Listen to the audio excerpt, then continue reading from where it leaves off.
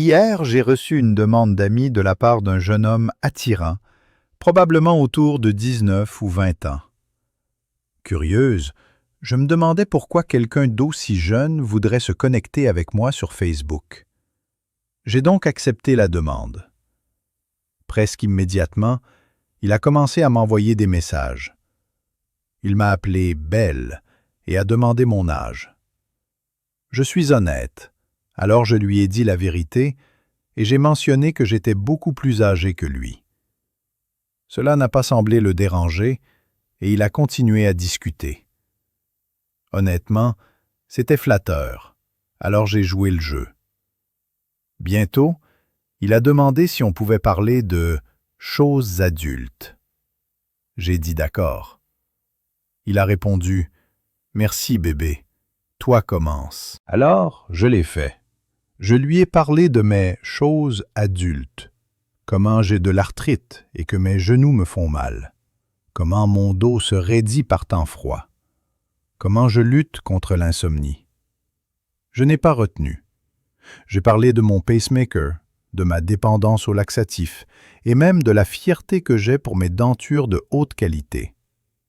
Je lui ai donné le compte-rendu le plus honnête possible de mes choses adultes.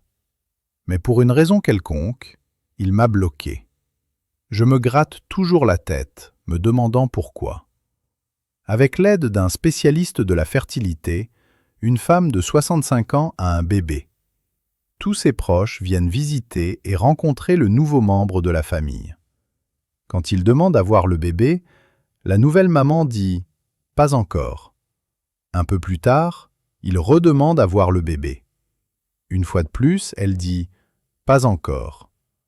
Finalement, il demande « mais quand est-ce qu'on pourra voir le bébé ?» Et la mère dit « quand le bébé pleure ». Pourquoi doit-on attendre que le bébé pleure? La maman dit « parce que j'ai oublié où je l'ai mis ». Un scientifique avait travaillé dans l'obscurité pendant des années, menant des expériences particulières sur des araignées. Finalement, il plaça une annonce dans des revues académiques annonçant une démonstration en direct de ses découvertes. Curieux mais sceptique, une grande foule se rassembla pour l'événement. Le scientifique monta sur scène, faisant taire les murmures.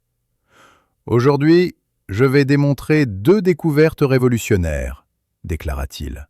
« Premièrement, les araignées peuvent comprendre et répondre à des commandes basiques. » Le public ricana, incrédule. Il ouvrit une boîte et une araignée sortit sur la table. « Araignée, marche à gauche. » L'araignée bougea à gauche. « Araignée, marche à droite. » Elle bougea à droite. « En avant, en arrière. » L'araignée obéit à chaque commande. La foule haleta, puis éclata en applaudissements. Puis le scientifique retira soigneusement toutes les pattes de l'araignée. La salle tomba dans un silence total. Il se pencha. « Araignée, marche à gauche. » Rien. « Araignée, marche à droite. » Toujours rien. Il se tourna vers l'audience avec un sourire triomphant. « Et ceci prouve ma 2e découverte.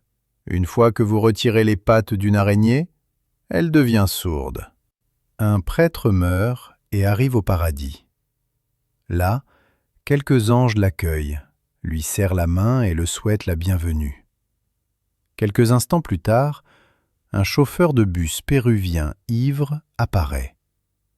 Il est accueilli avec une célébration, des feux d'artifice, et Dieu lui-même vient le souhaiter la bienvenue.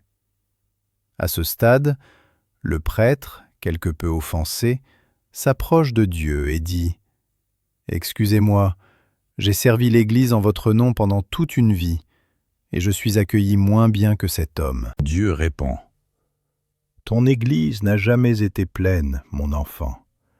Mais quand cet homme conduisait dans les rues du Pérou, les gens ont prié comme jamais auparavant. » Dave se vantait toujours auprès de son patron. « Je connais tout le monde qu'il y a à connaître. Nommez quelqu'un, n'importe qui, et je le connais. » Fatigué de ses fanfaronnades, son patron décida de le prendre au mot.